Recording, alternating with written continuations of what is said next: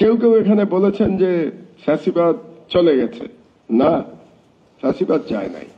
ফ্যাসিবাদের একজন নেতা চলে গেছে, ফ্যাসিবাদের একজন শাসক চলে গেছে, ভারতের একজন দালাল ফিরে গেছে, যেখান থেকে এসেছিল 81 সালে, 1981 সালে, সেখানে এসে ফিরে গেছে 2024 সালে ছাত্র জনতার মহান বিপ্লবে পরাজিত হয়ে।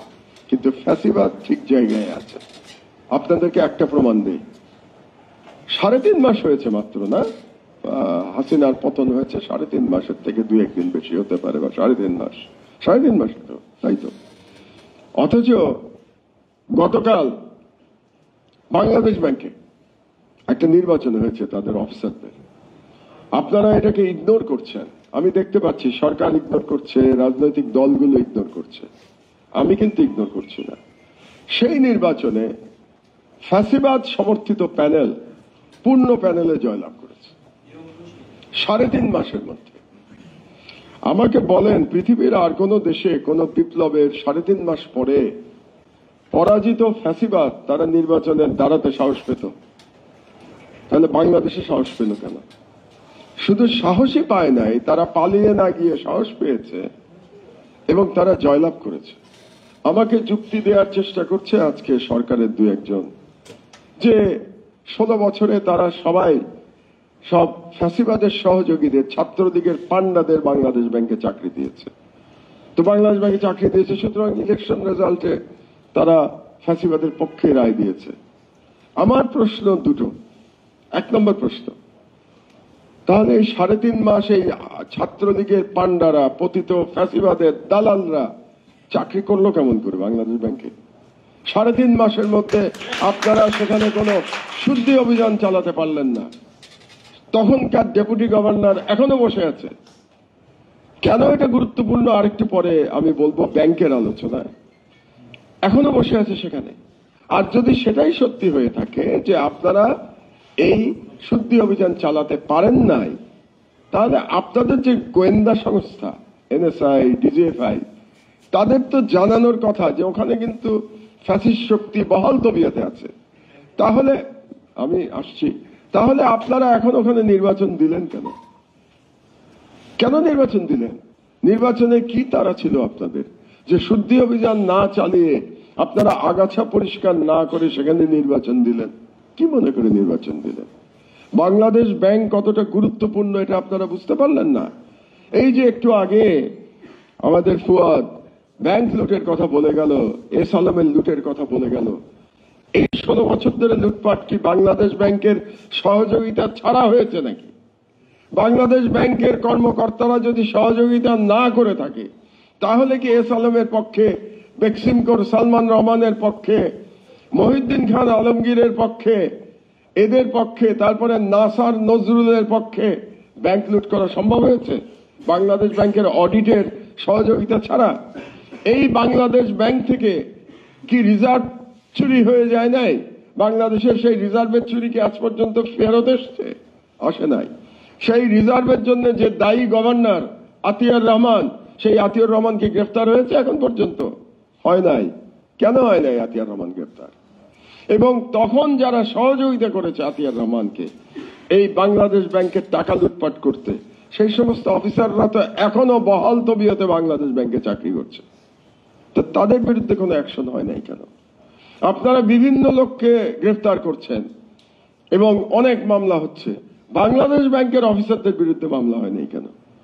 কারণ আপনি তো বাংলাদেশের যে অর্থনীতি সেটাকে ধ্বংস করেছেন বাংলাদেশ ব্যাংকের মাধ্যমে। এবং এই যে তাদেরকে রেখে দেওয়া হয়েছে কোনো শুদ্ধি অভিযান না চালিয়ে, তাদের গ্রেফতার না করে, তার পরিণাম হচ্ছে গতকালের নির্বাচনে সেই ফ্যাসিবাদী শক্তির সমর্থকরা সেই নির্বাচনে জয়লাভ করেছে। বাংলাদেশের আর্থিক খাত তো সব থেকে গুরুত্বপূর্ণ, তাই না? এখনই তো জনগণ বলতে শুরু করেছে কেউ কেউ, জিনিসপত্রের দাম কমে নাই, তাহলে আর বিপ্লব করে লাভ কি হলো? আপনি রাস্তায় গিয়ে সাধারণ মানুষের সাথে কথা বলেন, এটাই শুনতে পাবেন।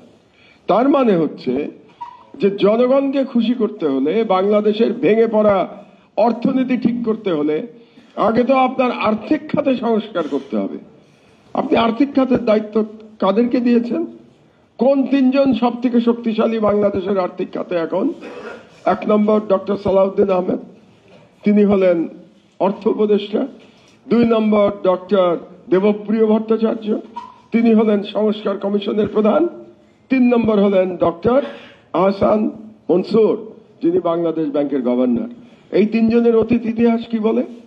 ডক্টর সালাউদ্দিন গত 16 বছরে কি তিনি করেছেন, কিভাবে তিনি প্রতিবাদ জানিয়েছেন হাসিনার বিরুদ্ধে? এই যে এত লুটপাট হয়ে গেছে বাংলাদেশের, ডক্টর সালাউদ্দিন আহমেদ কোথায় ছিলেন? তিনি কার কাছে প্রতিবাদ করেছেন? আমার কথা বলি আপনাদেরকে, টার্কিতে থেকে আমি ওয়ার্ল্ড ব্যাংকের প্রধানকে একের পর এক চিঠি লিখেছি।